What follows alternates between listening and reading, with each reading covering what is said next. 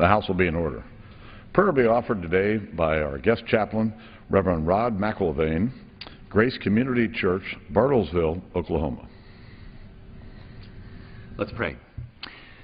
Father, I thank you for the heroic leadership that this House of Representatives has exemplified in the past week during this present crisis. I thank you for the late nights. I thank you for their heroic efforts to seek compromise. And I thank you for the creative solutions they proposed. And yet, Lord, at present there is no solution. And so today, Father, we confess our desperate need for you. We joyfully concur that you are the source of wisdom, and all strength resides with you.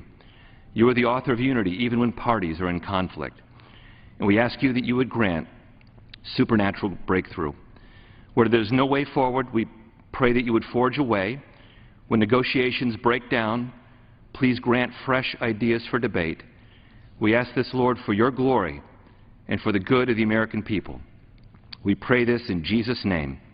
Amen.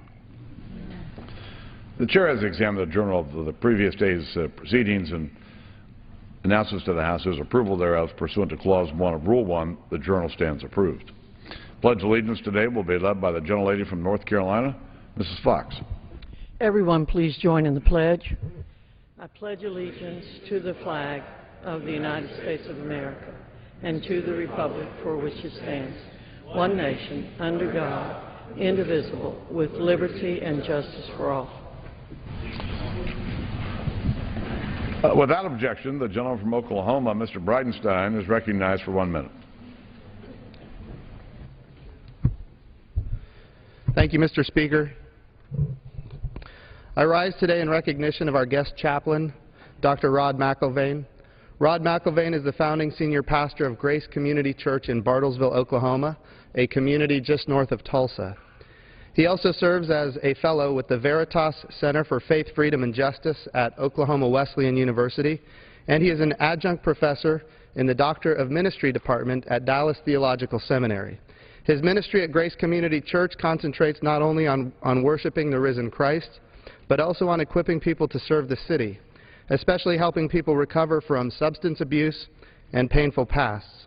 For the past 10 years, he has also worked through a missions organization he co-founded called Grace Missions International. He and his wife, Cindy, have been married for 34 years. They have 4 children, Sarah, Kristen, Caleb, and Jared, and 6 grandchildren, including 1 adopted from Uganda. I want to thank Dr. McIlvaine for serving as our guest chaplain today. I yield back. The gentleman yields back. The chair will now entertain 15 requests for 1-minute speeches on each side of the aisle. For what purpose does the gentlewoman from North Carolina rise? Unanimous consent to address the House for 1 minute, Mr. Speaker. Without objection. Thank you, Mr. Speaker. When the hallmark of presidential leadership, in quotes, becomes the refusal to have a conversation, we all should be concerned. Our country is facing some very real challenges right now. To name a few, government is shut down because the Democrat Senate won't fund operations unless the House allows Obamacare to be implemented unfairly. Families in my district will be forced to spend thousands more next year on health insurance because of the President's partisan health care overhaul. The country is days away from exhausting its $16.7 trillion debt limit. These challenges are bigger than any one party, and our solutions must be too. Not negotiating when such pivotal matters are at stake is wrong. It betrays years of precedent, and it contradicts the bipartisan reality of divided government. House Republicans want to reopen government as soon as possible, but we can't shape a fair bipartisan solution when we're the only ones willing to sit down, talk to the other side, and negotiate. I yield back. Gentlewoman from Virgin Islands. Rise. Without objection. Thank you, Mr. Speaker. The Republican mantra of the day is that the President will negotiate. Give me and the American people a break. The President sat down with Republicans many times, and I think he tried harder and longer than he should have to reach bipartisan agreements. The cuts they produced hurt my and many other communities. A popular definition of insanity is doing the same thing over and over and expecting a different result. The Biden task force, Simpson Bowles, and Domenici-Revlin commissions were bipartisan and produced nothing. I recall the Speaker walking out on one of the talks. In the temporary CR's budget Budget Control Act and lifting the debt ceiling in the last Congress, Democrats compromised on important programs, and frankly, there's no place left to cut. As the President said yesterday, quote, "I don't know why Democrats right now would agree to a format that takes off the table all the things they care about and is confined to only the things the Republicans care about," end of quote. To go to the table with a gun to our heads in a decidedly one-sided negotiation would really be insanity. We need, as Chaplain Black prayed last week, to stop the madness and restore sanity in this House.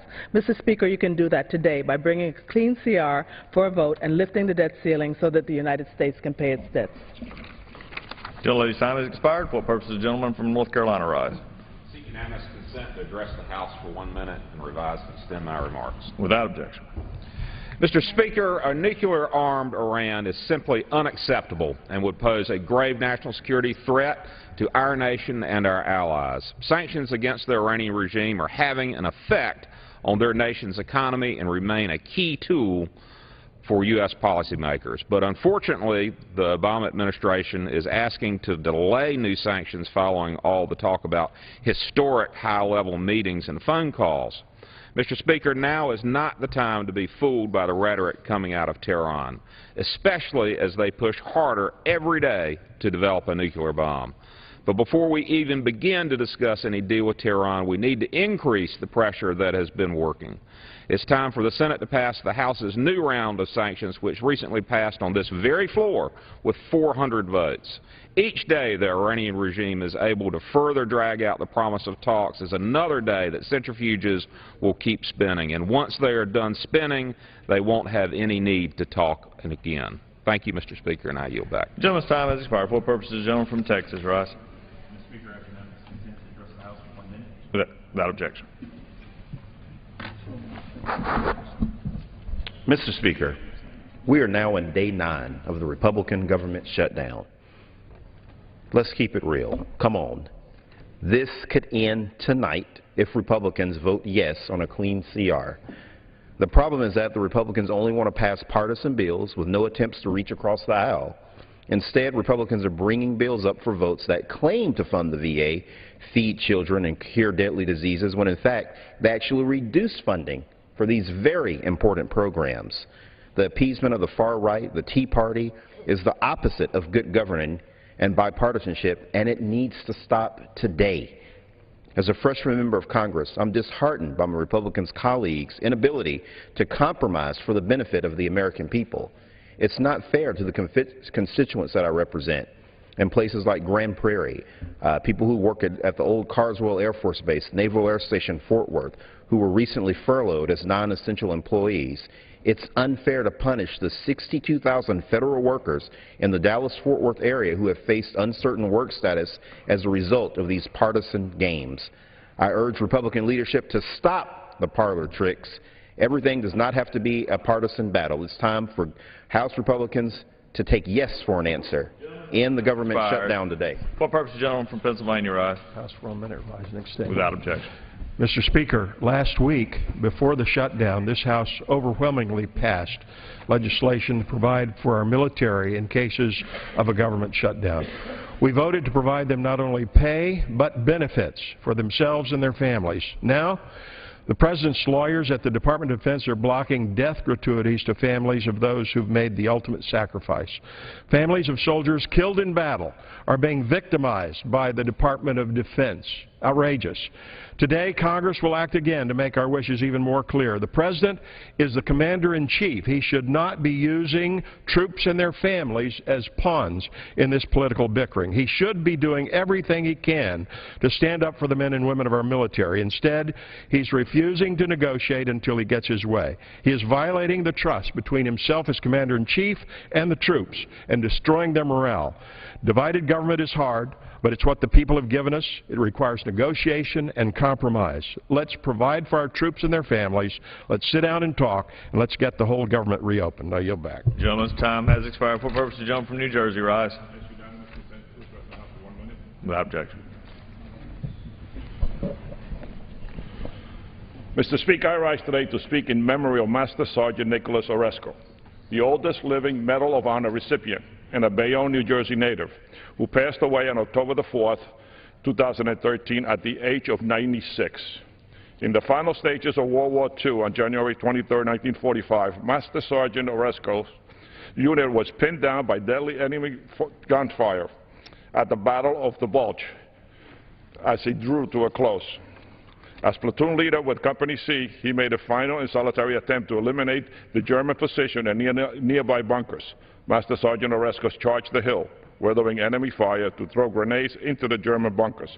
Refusing to withdraw from the battle, despite being wounded and weak with blood loss, he continued the assault until he was assured the mission was successfully accomplished. His lone assault wiped out 2 machine guns positioned and enabled his unit to take the hill with minimal casualties. The true impact of his unselfish actions can never be measured, as it extends beyond the lives of the men he saved. Master Sergeant Orozco was awarded the Medal of Honor by President Harry Truman on October 30, 1945, for his quick thinking, courage, and unwavering devotion to his country and fellow soldiers. I rise today in memory of Master Sergeant Nicholas Orozco to honor his courage and to ensure that those who will sacrifice their own safety for the benefit of the nation are never forgotten. The gentleman yields back. For what purpose, the gentleman from Ohio rise? Speaker, I ask unanimous consent to address the House for 1 minute. Without objection. Our message in the House has been pretty clear. We want to reopen our government and provide fairness to all Americans under the President's health care law. You know, the law had a big rollout last week, but it's been called, and I'll quote, an inexcusable mess, a rolling calamity. Consumers face dramatically higher rates. Many remain locked out. They're surprised their premiums went up. Instead of making it easier for people to get health insurance, it's going to be a lot tougher. What a train wreck. How can we tax people for not buying a product from a website that doesn't work? How can you give big businesses a tax break and leave hardworking families out in the cold? This is why we need to sit down and have a conversation about the big challenges that face our country. I'll yield back. The gentleman yields back. For purpose, the gentleman from Iowa rise. I request unanimous consent to address the House for 1 minute. Without objection. Mr. Speaker, I rise today to mark Mental Health Awareness Week. I was raised by a mother who struggled with mental illness her entire adult life. I personally know firsthand how important timely and proper intervention and care are for those who are struggling, and how important that care can be. I want to thank the mental health advocates who have contacted me or whom I have met at Iowa events to raise awareness in my district, events such as the walks hosted by the National Alliance on Mental Illness. Hearing from those at home in Iowa who are personally affected by mental illness on a daily basis has strengthened my resolve to continue to fight to make improving access to mental health care for all Americans a top priority. Mr. Speaker, it's time to end this shutdown of government and get back to work on the critical issues that face our nation, including a mental health system that will work for all those who are struggling, as my mom did for so long. Thank you, and I yield back. The gentleman yields back. For purpose, the gentleman from South Carolina rise. Mr. Speaker, I ask unanimous consent to address the House for 1 minute. Revise, extend my remarks. Without objection. Mr. Speaker, 2 Army Rangers, a nurse, and an Army criminal investigator were killed in action while defending our freedoms on Sunday. Because of a devastating decision made by the administration, the grieving families of American heroes, Sergeant Patrick Hawkins, PFC Cody Patterson, First Lieutenant Jennifer Moreno, and Special Agent Joseph Peters, their families are not receiving their loved one's death gratuity. Over a dozen more military families are also suffering due to the administration's actions and failure to negotiate. When Congress passed the Pay Our Troops Act last week, it was our intent to pay the pay and benefits our brave men and women have earned and deserved without question. On Friday, I sent a letter to Secretary of Defense Hagel demanding answers. Our brave men and women serving in uniform risk their lives to keep American families safe. I appreciate today, as a grateful military dad, Congress will pass a bill restating benefits to our military families who have earned everlasting respect. In conclusion, God bless our troops, and we'll never forget September 11th and the global war on terrorism. The gentleman's time has expired. For purposes, the gentlelady from Texas rise. Ask unanimous consent to address the House for 1 minute. Without objection. Thank you. Standards & Poor's, Mr. Speaker, indicates that the wealth of American families have grown 3 times since President Obama has taken office. But here comes the government shutdown. the Republican government shutdown. And of course, yesterday I rose to the floor of the House to mourn the idea or the fact that we lost 5 brave young men and a young woman over the weekend in Afghanistan doing their duty. And of course, I wrote to the Secretary of Defense to direct him and ask him to immediately pay those monies for the memorial services and other dollars to their family. We all are concerned, but there comes the government shutdown, a shutdown because of something totally unrelated, the Affordable Care Act. Never during the time of Speaker Pelosi did we have a government shutdown. And so today we will come together as Republicans and Democrats mourning the loss of those soldiers and having H.J. Res. 91. Mr. Speaker, I ask unanimous consent that every single member be counted as an original co-sponsor of this bill to pay those families that are now mourning, and that we never, ever again say no to our families who've seen their young men and women fall in the battleground. We don't have to do this, but here comes a government shutdown. Let us all join on this bill. Let us be co-sponsors. I ask the leaders of this bill to put every single member on this bill. I yield back. Gentlelady's time has expired. The chair cannot entertain that request. Co-sponsors can be added in the normal, proper format. Gentleman from Texas, what purpose does the gentleman from Texas rise? Address the House for 1 minute. Without objection. Mr. Speaker, I continue to hear real-world impacts of the implementation and cost of Obamacare in my congressional district. Just last week, I received an email from Cyrus One, a small business located in my district. Due to Obamacare, they anticipate paying over $86,000 more than their current level for health insurance for their employees when Obamacare is implemented. For a small business, these significant new costs inhibit their ability to hire new workers or to simply keep the workers they have on the payroll. Consumers will begin to see the impact of these costs in the form of higher prices passed on to them. Higher prices, fewer jobs. This is not the health care reform that Americans want or deserve. We must repeal or at least delay the individual mandate before it does even more damage to our economic recovery. I yield back. Gentleman yields back. For what purpose does the gentleman from Rhode Island rise? Thank you, Mr. Speaker. I ask you to address the House for 1 minute. Without objection. Mr. Speaker, today marks the 9th day of the Republican government shutdown. There are only 8 more days until we hit the debt ceiling. I was back home in Rhode Island this past weekend and heard from many of my constituents who are disgusted with what they're seeing here in Washington. The American people expect their elected leaders to work together to get things done for our country. But there's been absolutely no cooperation since this shutdown began from our friends on the other side of the aisle committed to ending Obamacare. If the House voted right now on a clean funding bill, it would pass with the support from both parties, and the government would reopen immediately. But instead, we're spending another day trading political rhetoric instead of working on the serious challenges facing our country. Just yesterday, the U.S. Department of Education released a study of 23 industrialized nations that found Americans fall below international averages in basic problem solving and reading and math skills. This problem demands a solution, but Congress can't work on this and so many other important issues until the partisan games end. Let's open the government, raise the debt ceiling, commit to addressing the long-term budget challenges facing our country, and get back to work for the men and women who sent us here. I yield back. The gentleman yields back. For purposes, the gentlelady from South Dakota rise. Unanimous consent to address the House for 1 minute. Without objection. Mr. Speaker, this past Friday, a storm struck western South Dakota and dumped up to 4 feet of snow throughout the region. This has left thousands without power and devastating livestock losses in the area. Some estimate that hundreds of thousands of livestock have been killed, many of which are still buried in the melting snow. The week's blizzard is expected to cost local governments millions of dollars. Those counties and the governor are expected to petition the president for disaster status and for FEMA funds so they can clear the fallen trees, help ranchers remove all the cattle that died during that storm. Some in South Dakota are wondering if this partial government shutdown will affect the timing of potential assistance. It certainly does not have to. There may be disagreement over certain parts of the federal budget, but not on FEMA.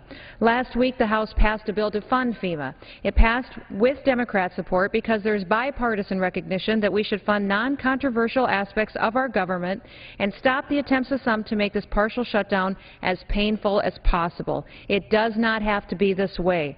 I call on our Senate colleagues to act immediately on the funding measures that we have sent them. It's time to negotiate, to work together so that we can end this shutdown. Gentlelady's time has expired. For what purpose does the gentleman from California rise? Mr. Speaker, I rise to ask unanimous consent to address the House floor for 1 minute. Without objection. Day number 9, Mr. Speaker. Mr. Speaker, today is day number 9 of the government shutdown. Enough with the games, the name-calling, the finger-pointing. It's time we came together, opened the government, paid our bills, and then began negotiating a real budget. Yes, let's negotiate a real budget that begins to address our debt and the deficit. But first, we've got to open up government. In my district, in Rancho Cordova, they've shown us what working together is like. I spoke with Darcy Brewer, the executive director of the California Capital Air Show. They faced some challenges, high winds, bad weather, but they came together, worked into the night, and didn't shut down, but they put on a spectacular air show. Mr. Speaker, that's what we do as Americans. When times get tough, we pull together and we show up. We don't shut down. I yield back. Gentleman yields back. For what purpose does the gentleman from North Carolina rise? Ask unanimous consent to address the House for 1 minute. Without objection. Advise in my remarks. Mr. Speaker, I rise today to ask if we've entered the twilight zone. Last Friday, a bipartisan coalition of members of the House of Representatives passed House Resolution 75, which ensures proper funding for the Special Supplemental Nutritional Program for Women, Infants, and Children, better known as WIC. Senate Democrats have refused to take action on this legislation, choosing to play political games instead of providing nutritional assistance to low-income pregnant women, new mothers, infants, and young children. Here's where it gets stranger.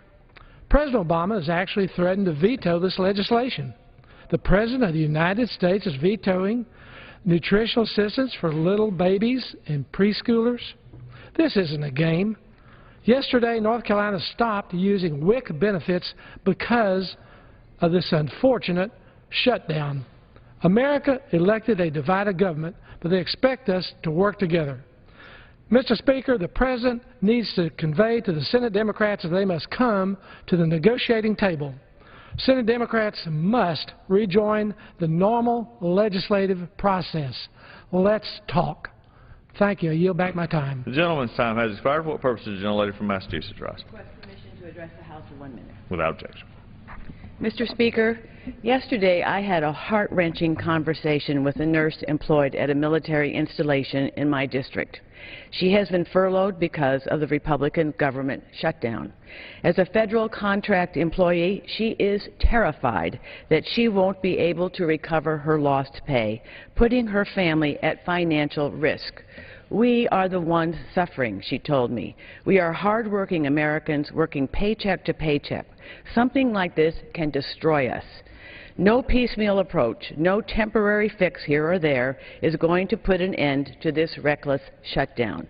Only one bill is guaranteed to reopen all of the government, or even any part of it, today, and put this nurse and hundreds of thousands of Americans like her back to work. It is time for the House to vote on the straightforward, Senate-passed funding bill. Mr. Speaker, let us vote. Thank you, and I yield back. Gentlelady yields back. For what purpose does the gentleman from Missouri rise? I ask for unanimous consent to address the House for 1 minute. Without objection. Thank you, Mr. Speaker. Yesterday, people across this country were shocked to learn that families of troops who died in combat are being denied death benefits, including a fellow Missourian. Like so many in my district, I was appalled to see news reports showing so little respect or care for the families of troops who made the ultimate sacrifice. Many issues divide us in this body, but surely Democrats and Republicans can come together to support our troops and to support their families. This issue should rise above any political divide. Troops who lay down their life in battle should never be forgotten or forsaken by their government. Today, the House will vote on H.J.R. 91, honoring the families of fallen soldiers. I'm hopeful this legislation will then be taken up immediately by the Senate and then quickly signed into law by President Obama. We must correct this wrong. Mr. Speaker, in closing, I ask every American to join me in prayer for the troops we have lost and for their families who were forgotten by our government. The gentleman's time has expired. For what purpose does the gentlewoman from California rise? I ask unanimous consent to address the House for 1 minute. Without objection. John Boehner says he doesn't have the votes to pass a clean bill that would keep government open. Yet, 198 Democrats would vote for it. Another 21 Republicans say they would too. That's more than the 217 votes needed to pass a bill. That's basic math. The votes are there. And yet so many people are suffering in this 9th day of the GOP shutdown. People like Leo Finn, who'd been scheduled to start a clinical trial at a cancer institute in Boston to battle his liver cancer. But last week he was told he couldn't because of the shutdown. The National Institute of Health has furloughed 73% of its staff. Leo, a father of 3, says, everyone talks about national parks, but the shutdown of the NIH is starting to affect people's lives and whether someone will survive a disease. Now, Leo's life is on hold. It is time for Speaker Boehner to stop this recklessness. It is wrong. It is shameful. Bring a clean bill up for a vote. The gentlelady yields back. For what purpose does the gentleman from Kansas rise? Unanimous consent to address the House for 1 minute. Without objection. Without objection. Mr. Speaker, the American people understand the importance of making tough decisions and balancing their budgets. According to the Federal Reserve, over the past 3 months, Americans have worked to pay down their credit card debts by more than $6 trillion. Yet, the United States government continues to operate in the red, as it has operated in the red 55 of the last 60 years. Our national debt now stands at $17 trillion. Now, the administration is asking Congress to increase our debt by trillions more. Mr. Speaker, Americans do not want to raise the debt ceiling again unless they see a path towards paying down the national debt and balancing the federal budget. American citizens cannot take out a loan without a plan to pay it back. How can our nation continue to borrow money without any plan to pay it back? Mr. Speaker, let's stop the culture of debt and despair in Washington, D.C. Let's put a plan in place to pay down our debt, and let's get our country back on solid financial footing. I yield back. The gentleman yields back. For what purpose the gentleman from California rise? I ask unanimous consent to address the House for 1 minute and advise to extend my remarks. Without objection. Thank you, Mr. Speaker. You know, as I woke this morning and read my local newspaper, I realized that my dear friend Greg Taylor is lying in a medical bed, mostly paralyzed, barely able to breathe as he copes with ALS or Lou Gehrig's disease. This past December, Greg lost his business. If this is not bad enough, Greg's longtime partner of 28 years, Albert Sanchez, was just furloughed, a member of the Department of Defense. Although he may now return back to work, this stress is unbearable as they both struggle to make house payments. As I failed to mention, they also have a 19-year-old son. Today is the 9th day of this government shutdown. We still must do something to stop this shutdown. Speaker Boehner, the Democrats have compromised by agreeing to your budget numbers. Now it is time for you to compromise by giving us a clean bill to vote for. Let's stop this nightmare. I urge us to move forward. Thank you. And I yield back the balance of my time. Has expired. For what purpose the gentleman from South Carolina rise? Without objection. Mr. Speaker, over 1 week ago, Senate Majority Leader Harry Reid shut down the government rather than have an honest conversation about the problems facing this country. The House has passed not 1, not 2, not 3, but 4 separate bills that would have kept the government running while ensuring basic fairness for all Americans under the President's health care law. And even after the United States Senate rejected every single one of these bills, still House Republicans asked to simply have a conversation. And the Senate said no. So here we are. House Republicans are working and will continue to work to fund important government functions like medical research and benefits for our veterans. We hope the Senate and the President will join us in these efforts. It's time for the President and the Senate to stop playing games at the expense of the American people. And I yield back. The gentleman yields back. For what purpose does the gentleman from Vermont rise? To address the House for 1 minute, revise and extend. Without objection. Thank you, Mr. Speaker. Often people overlook the treasures in their own backyards, and in Vermont, one of our treasures is the Vermont Institute of Natural Science, an institution that's provided environmental education for young Vermonters since It's provided help through education, research, avian wildlife, and rehabilitation programs. Thousands of children in New England have grown up with VINS and taken the lessons they've learned about environmental responsibility and sustainability with them into their adult lives. Sustaining such a mission over the long term requires persistent work and agile leadership. John Dolan has succeeded. He served as VINS president for 8 years and retired on October 1. John led VINS through a transformation that made it more resilient. He brought renewed focus to the environmental mission of VINS by enhancing the visitor center, expanding the nature camps, and hosting regional events focused on the environment. He created new partnerships, including an expansive research and education program with the U.S. Fish and Wildlife Service. John Dolan's leadership helped VINS sustain its inspiring mission, and he leaves the Institute stronger than when he came. On behalf of all who have benefited from VINS and who continue to enjoy it, I offer John my thanks and best wishes for his future. Vermonters are proud of this backyard treasure and heartened that VINS is here to stay. I yield back. The gentleman's time has expired. What purpose is the gentleman from Texas rise? Ask unanimous consent to address the House for 1 minute. Without objection.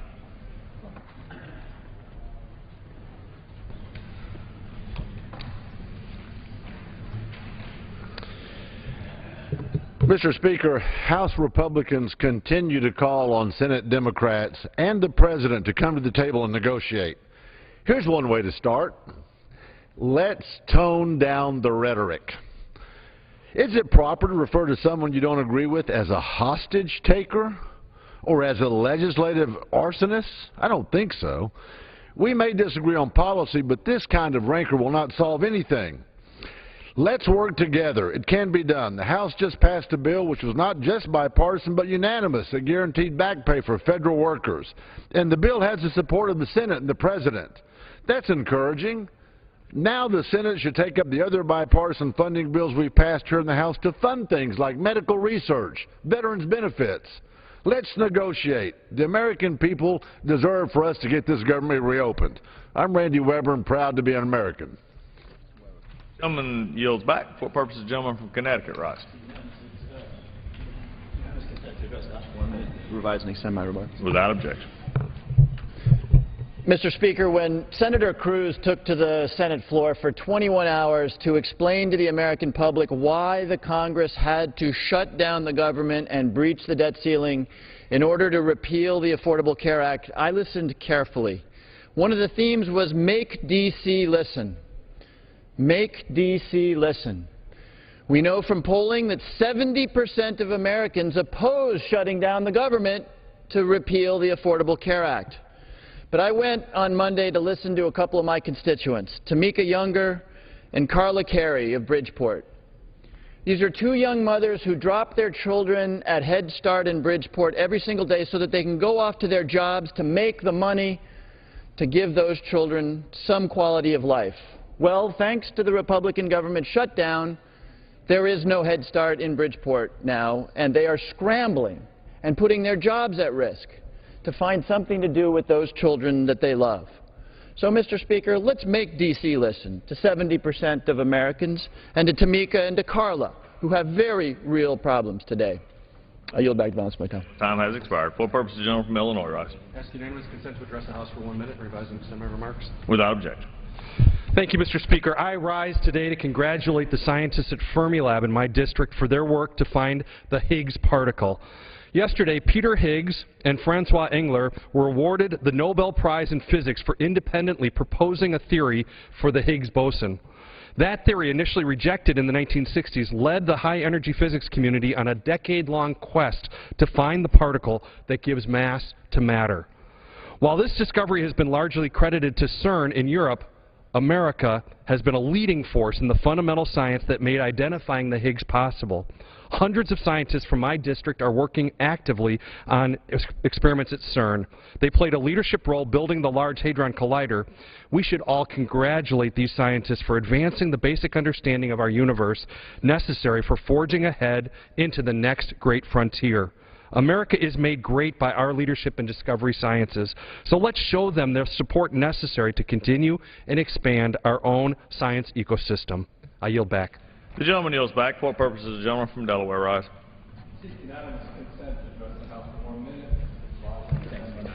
Without objection. Thank you, Mr. Speaker. Mr. Speaker, it's time to end this destructive government shutdown. It just doesn't make any sense, and it's hurting people and it's hurting the economy. While Congress is wasting time on the shutdown, we have important work to do. We need to reform our housing finance system. Right now, the federal government backs over 90% of all mortgages being made. That's just not sustainable. We have to bring private capital back into the markets, and we have to reduce the government's role, but we have to do it in a smart way. For generations, owning a home has been part of the American dream. The 30-year fixed-rate mortgage has made that dream possible for many of us. And so our #1 priority in reforming our housing finance system should be preserving the 30-year fixed-rate mortgage. But the legislation currently moving through the House doesn't do that. That's why we need to work together on both sides of the aisle to fix that problem. We need to reform our housing finance system and protect taxpayers, but we also must preserve home ownership for millions of American families. Thank you, Mr. Speaker. I yield back. The gentleman's time has expired. For what purpose does the gentleman from Ohio rise? I request permission to unanimous consent to address the House for 1 minute and revise and extend my remarks. Without objection.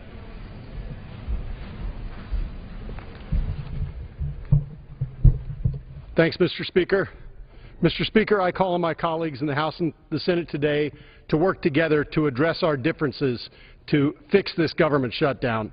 The House has started by unanimously passing a bill that will pay furloughed federal workers back pay.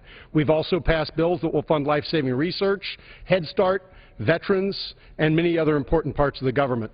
While some people have called this a piecemeal approach, those people ignore the fact that that's how our appropriations process has worked for over 230 years with multiple appropriations bills every year. That is the real normal. Mr. Speaker, let's tone down the rhetoric and work together and get our government funded and pay our debts. Thank you. I yield back the balance of my time. The gentleman yields back. For what purpose does the gentlelady from Florida rise?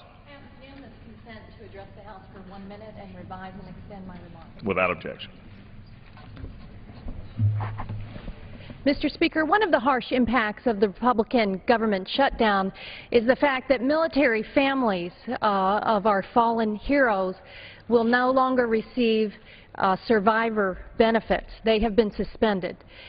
Meanwhile, on Sunday, 8,000 miles away in Afghanistan, 4 Army Rangers were killed and 30 others were wounded by a suicide bomber and an IED. That's why I urge approval today of legislation on the floor to provide the death benefits to our fallen soldiers.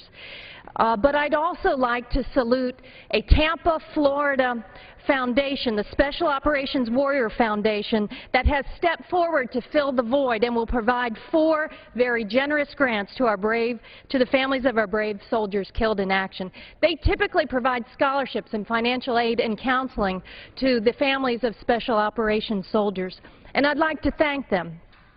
Retired Air Force Major Steve McLeary, retired General Doug Brown, retired Vice Admiral Joe McGuire, Melinda Schofield and Delia Munoz, and the entire Board of Directors, and the greater community of the Tampa Bay area that supports Special Operations Command and all of our brave heroes. I yield back the balance of my time. The gentlelady yields back. For what purpose does the gentleman from South Carolina rise? Without objection. Thank you, Mr. Speaker. Mr. Speaker, while we disagree from time to time, in fact, we disagree more often than we probably agree in this House, I think everybody can agree that one of the things we'd like to try and preserve is the concept of a reasoned debate. We want to have reasoned debate about the issues. It is impossible to do that if folks start exaggerating and fear-mongering, and that is exactly what is happening right now on the discussion of the debt ceiling. We hear that if we don't raise the debt ceiling, the world is going to end. We've been trying to convince people for the last several weeks that the debt ceiling and the default are not linked in any fashion. Thankfully, just 15 minutes ago, somebody else came and agreed with me on this. It's Moody's who says, "We believe the government would continue to pay interest and principal on its debt even in the event that the debt limit is not raised, leaving its creditworthiness intact."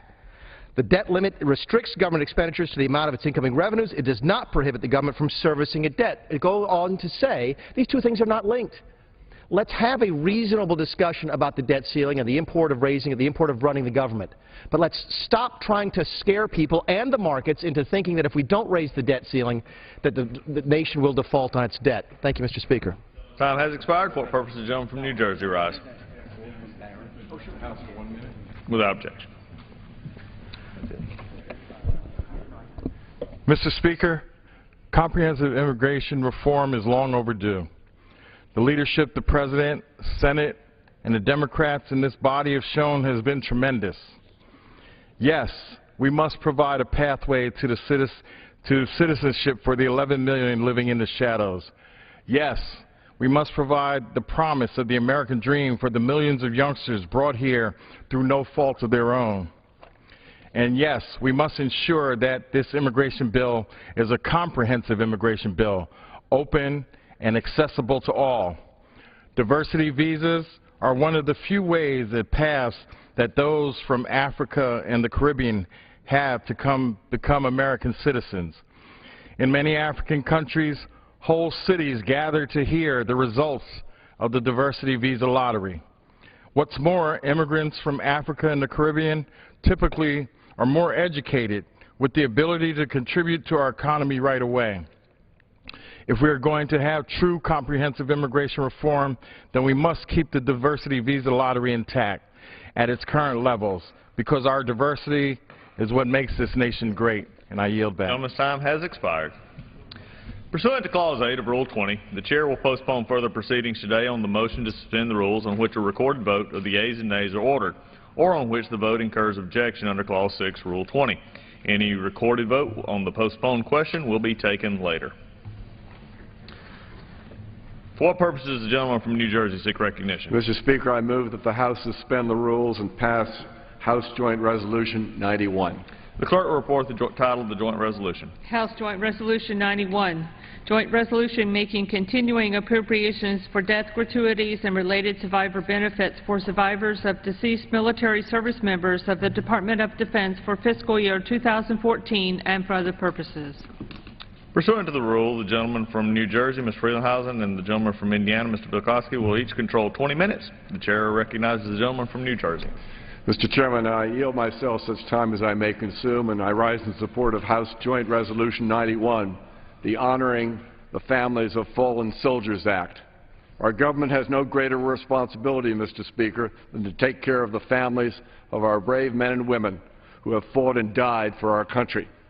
This bipartisan legislation provides continuing appropriations to ensure that if troops are killed serving our country, our government will honor its obligations to them and their families without delay. Specifically, the bill would provide for the payment of death gratuities and other benefits, such as military housing allowances, to the families of our fallen soldiers. It would provide for authorized funeral and burial services for service members and their families. This measure would also pay for families to travel to meet the remains of their loved ones returning home. This bill provides appropriations to pay benefits upon the death of military service members. My colleagues, while this bill is written as a continuing appropriations act, I want to be very clear. The intent of this legislation is to fully fund the specific benefits for all authorized recipients. Mr. Speaker, we have a solemn duty to take care of our troops and their families, especially as we remain a nation at war. Our men and women serving in uniform, serving in dangerous places all over the globe deserve the peace of mind of knowing that during the worst of times, their families will receive the benefits they deserve immediately. This bill removes any ambiguity on this point. This is a bipartisan bill that, with Democratic and Republican co-sponsors, that I believe should be passed with overwhelming support. Mr. Speaker, we're all looking for legislation upon which we can reach consensus. I'm hopeful this bill will bring us together, and I urge support for it. and I reserve the balance of my time. The gentleman from New Jersey reserves. The gentleman from Indiana is recognized. I yield my time, myself, such time as I may consume. The gentleman is recognized for the time as he may consume. Mr. Speaker, I rise, first of all, to thank Mr. Frelinghuysen for bringing this legislation to the floor. I want to thank Chairman Young of the Defense Appropriations Subcommittee and the subcommittee members for their work, and certainly support the gentleman's legislation. Unfortunately, the Department of Defense had to report that since October 1st of this year, 17 service members have perished, whose survivors would be entitled to a death gratuity payment. So the gentleman's legislation is correct, it is timely, and it should pass. The only other observation I would make at the beginning of the debate is the House passed the Pay Our Troops Act 3210. I would hope that none of our colleagues are under the misimpression that we have solved all of our problems relative to our national defense, because in a comprehensive fashion, essentially it deals with about 40% of the department's budget. The problem that Mr. Frelinghuysen is attempting to address today is but a slice of that 60% that unfortunately the government of the United States has now not dealt with since the beginning of the fiscal year. But again, strongly support and thank the gentleman for his efforts and would reserve the balance of my time. The gentleman from Indiana reserves. The gentleman from New Jersey.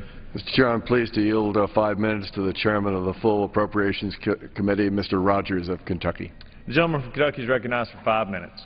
I thank the chairman for yielding me this time, and of course I rise in support of this bill, the Honoring the Families of Fallen Soldiers Act.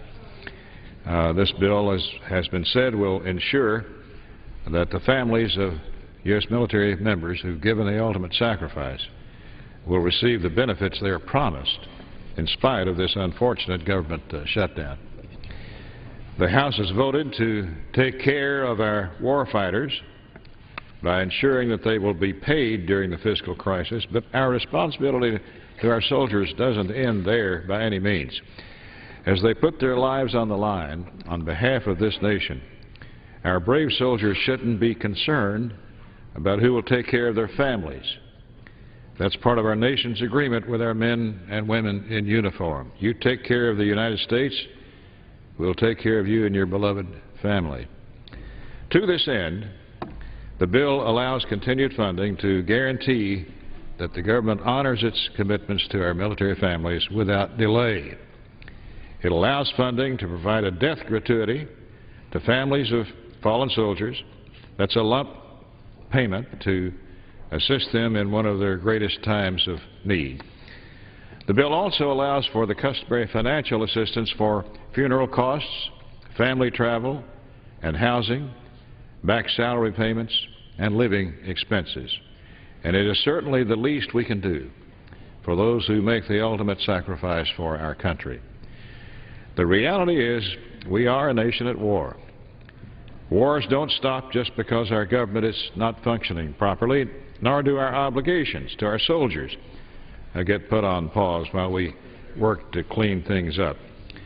To the families who've lost a son, a daughter, a sister, a brother, a husband, or a wife at war, this bill is our commitment to you, that you should not have to suffer even more heartache after such a significant loss. This legislation is the right thing to do. It should be passed without delay, and I urge a yes vote. Now yield back. The gentleman from Kentucky yields back. The gentleman from New Jersey reserves. The gentleman from Indiana. I would yield 2 minutes to the gentleman from Arizona. The gentleman from Arizona is recognized for 2 minutes.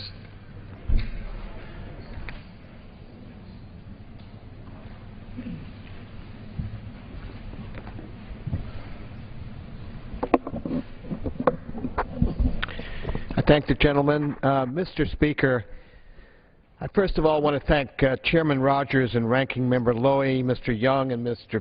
Visklosky for taking up this critical legislation and for moving it so quickly to the floor. Mr. Speaker, over the weekend, our nation lost 5 patriots in Afghanistan.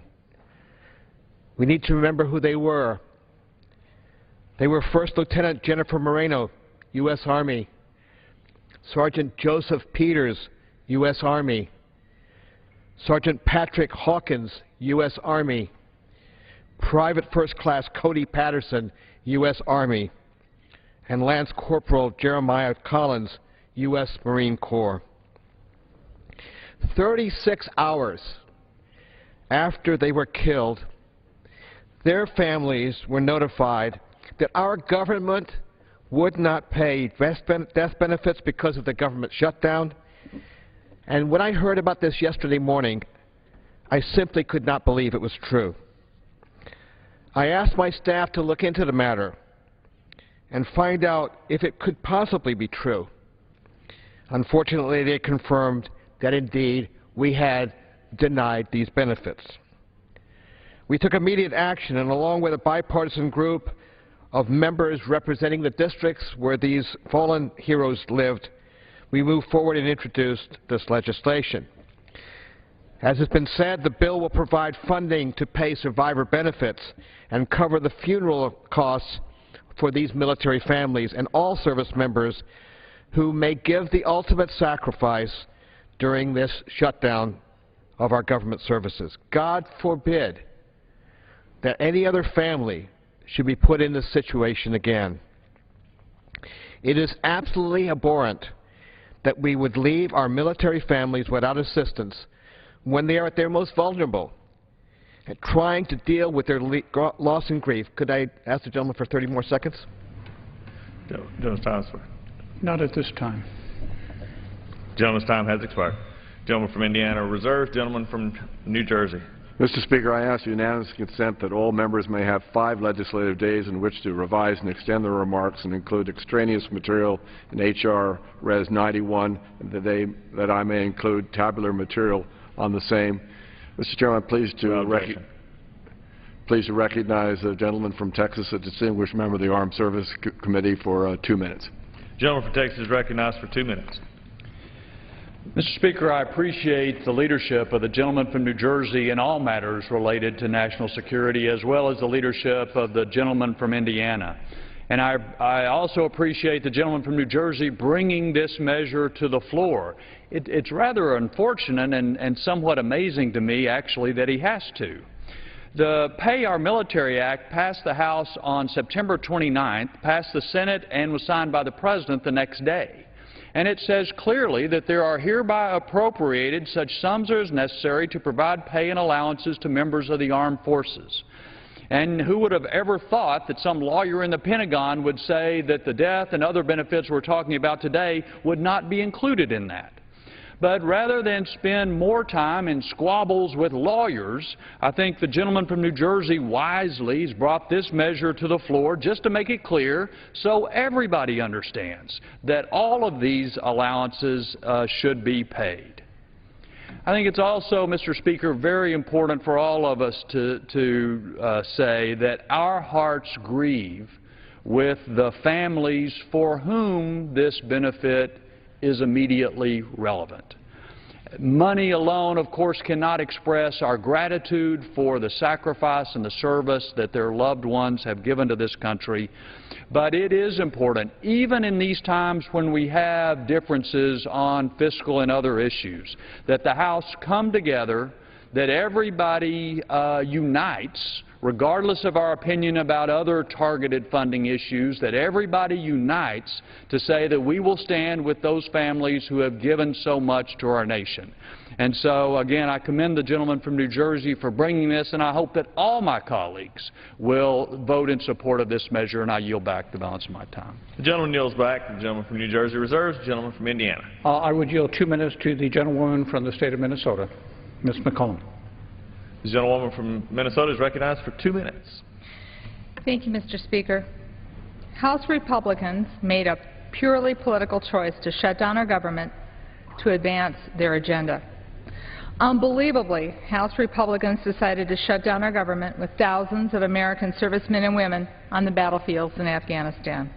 And we are here today because brave Americans who gave their lives on the battlefield were going to be denied funeral benefits because of the shutdown. Their families were being denied payments of survivor benefits. This is a disgrace. and it's a shameful consequence of the irresponsible Republican majority. This is an outrage. The fact that we are here today past this bill is a clear admission that Americans' fallen heroes have been abandoned in the shameless political game being played. Passing this bill is absolutely needed, but this bill requires us to recognize the willful failure of the Republican leadership in this House to fund our federal government and to provide our servicemen and women with all that they need. I yield back.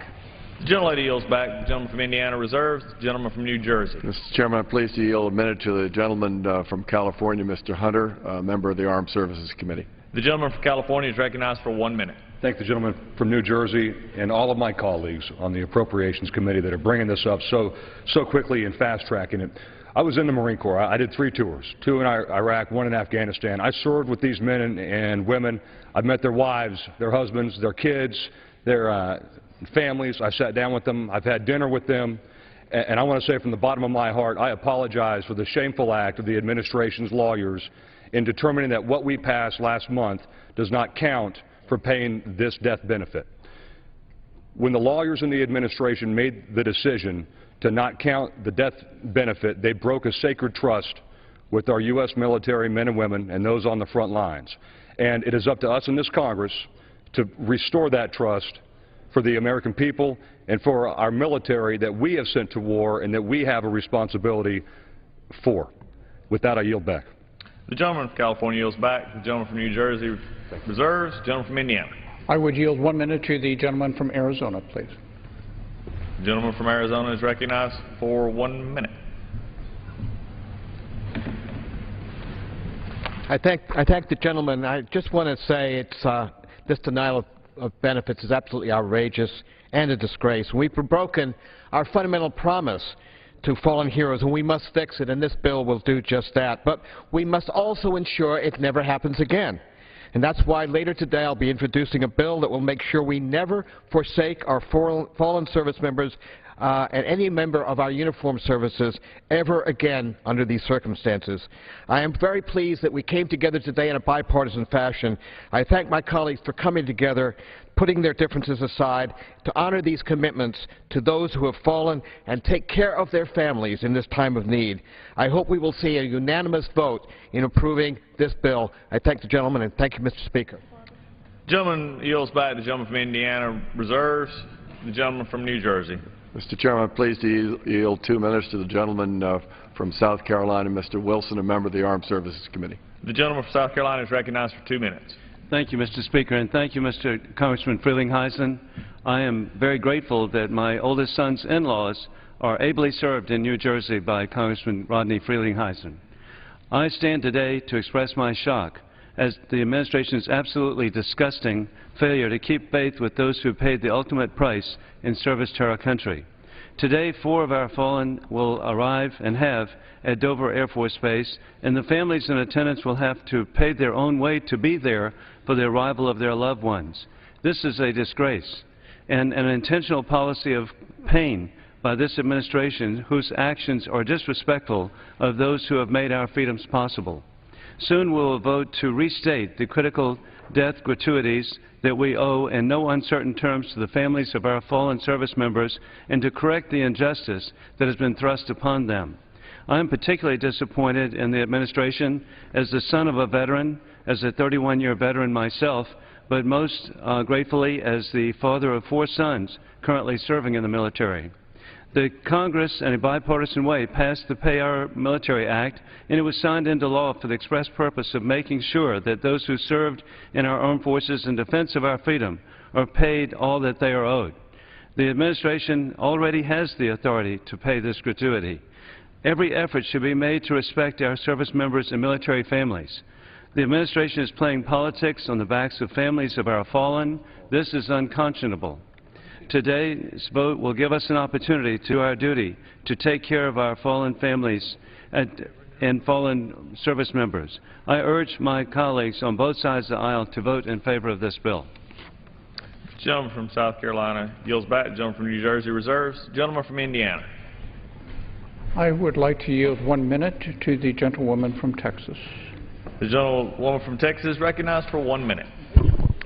I rise in enthusiastic support of H.J. Res. 91, and I thank the ranking member and the chairman for recognizing that all members had a pain in their heart regarding those mothers and fathers who are now suffering the loss of their children. 4 young men and 1 young woman, to my recollection, names that we should never forget because we are a nation at war. And for that reason, I believe that this was of great concern to the administration and Secretary Hagel. They're in a dilemma, a conflict, if you will, on the present shutdown of the government. But I would say to the chairman and ranking member, this is what Congress is all about, fixing the problem. Mr. Speaker, I introduced or sent into the record, or like to send into the record, unanimous consent, my letter to Secretary Hagel asking for relief for these families. Now we have it. And I would like to inquire of the chairman, if I might just inquire of a question of the chairman, on H.J. Res. 91, would you accept a unanimous consent to ask that every member of the House... The gentlelady's time has expired. Can I get 10 seconds to ask the question?